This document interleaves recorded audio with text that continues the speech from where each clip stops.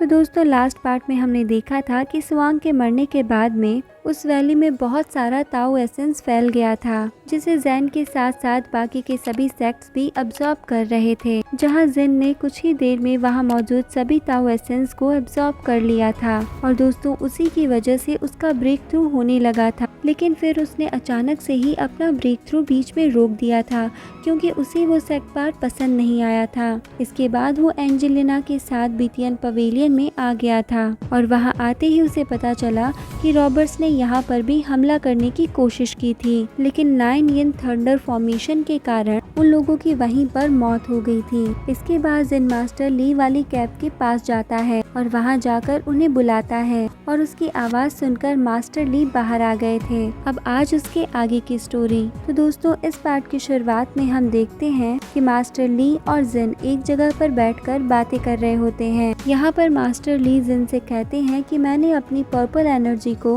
खत्म करने की कई बार कोशिश की, लेकिन मैं हर बार इसमें फेल हो गया। तो दोस्तों अभी तक आपने चैनल को सब्सक्राइब करने की कोशिश की या नहीं, इसमें आपको फेल नहीं होना है। जल्दी से चैनल को सब्सक्राइब कर लीजिए और बेल आइकन को भी प्रेस कर दीजिए ताकि इस चैनल के सारे अपडेट्स आपके पास पहुंचते रहें।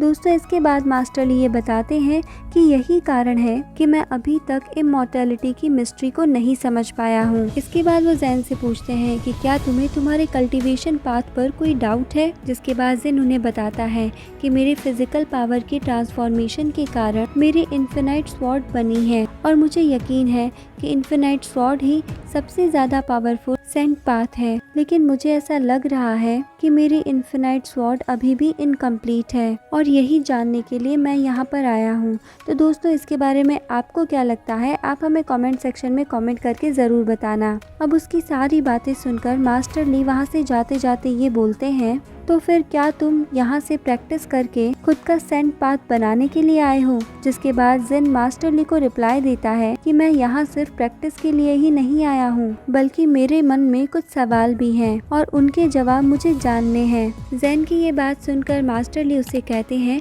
कि मेरे पास तुम्हारे सवालों के जवाब देने का समय नहीं है, और वो यहाँ से ये बात बोलकर चले जाते हैं कि मैं अगले 3 दिन तक तुम्हें ट्रेनिंग दूंगा और अगर तुमने इस ट्रेनिंग के दौरान अपने सेंट पाथ को डेवलप नहीं किया तो तुम्हें यहाँ से अपने सर्वेंट्स के साथ वापस जाना होगा। इसके बाद ज़ेन कल्टीवेशन करने के लिए आ जाता है। फिर हमें अगले दिन का सीन दिखाया जाता है, जहाँ पर हम मास्टर ली और ज़ेन को फाइट करते हुए देखते हैं। यहाँ मास्टर ली अपने तालिस्मान पेपर से ज़ेन पर अटैक कर रहे थे, जिन्हें ज़ेन अपने स्वॉर्ड से काट रहा होता है और फिर वो अपनी स्वॉर्ड से मास्टर ली पर हमला कर देता है, लेकिन मास्टर ली आखिर मास्टर है तो ज़ेन के अटैक को वो आसानी से डॉज कर देते हैं। दोस्तों इसके बाद वो ज़ेन का मजाक उड़ाते हैं और उससे कहते हैं, तो फिर क्या यही है तुम्हारी सबसे ज़्यादा स्ट्रॉन्ग स्वॉर्ड टेक्निक? लेकिन देखो ये तो मुझे टच भी नहीं कर पाई। और ये कहने के साथ ही मास्टर ली अपने बहुत सारे तालिस्मानी पेपर ज़ेन पर डाल देते हैं और इसी फाइट में उनका एक दिन बीत जाता है। और वहीं पर रात में ज़ेन कल्टीवेशन कर रहा था और साथ ही में वो अपने मन ही मन में सोच रहा था कि इन्फिनिटी की पावर वर्ल्ड में सबसे ज़्यादा स्ट्रांग होती है और इसके अंदर लाइफ और डेथ के सर्कल को भी काटने की क्षमता होती है, इसीलिए मैं इस पाथ के अलावा और कोई भी पाथ को चूज नहीं करूँगा।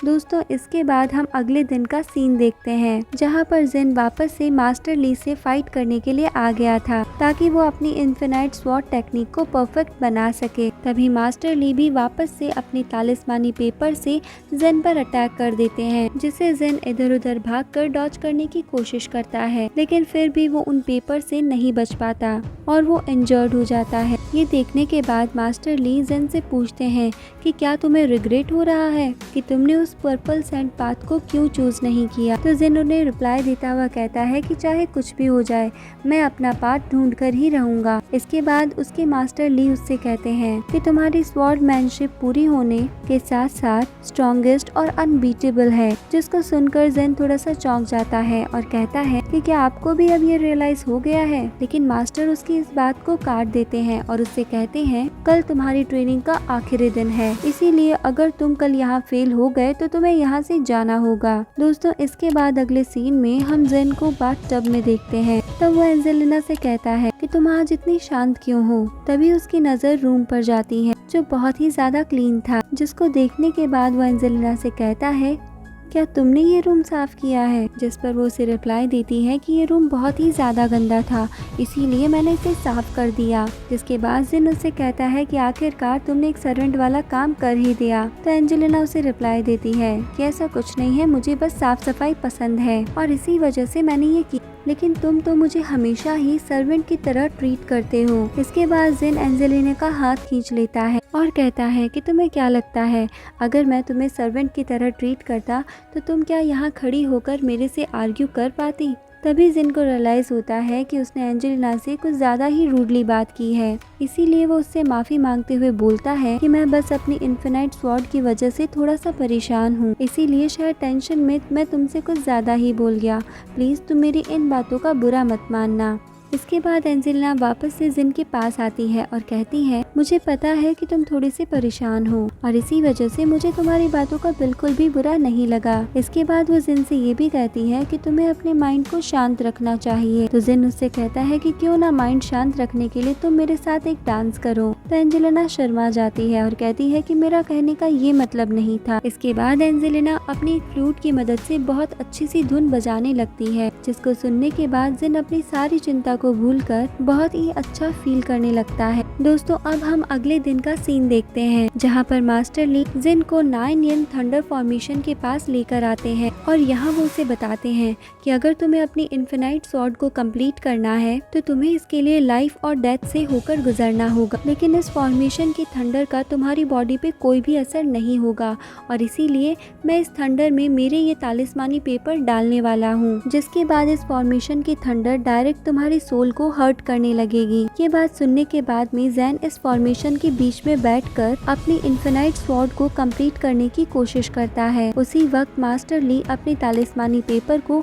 उस फॉर्मेशन के अंदर डाल देते हैं, जिसके बाद हम देखते हैं कि आसमान से थंडर स्ट्राइक जैन के ऊपर होने लगती है और दोस्तों इससे जैन को काफी ज्यादा दर्द होता है। साथ ही वो ये भी कहता है कि ये दर्द तो पहले के दर्द से 100 गुना ज्यादा है, इसीलिए मुझे जल्द से जल्द सेंट एलिमेंट को कंडेंस करना होगा। इसके बाद मास्टर ली जैन को जल्दी करने के लिए कहते हैं और वो इससे ये भी बताते हैं कि ये लाइटनिंग धीरे धीरे तुम्हारी बॉडी की सारी एनर्जी को एब्जॉर्ब कर रही है, इसीलिए अगर अभी तुमने जल्दी नहीं की तो तुम्हारी जान भी जा सकती है।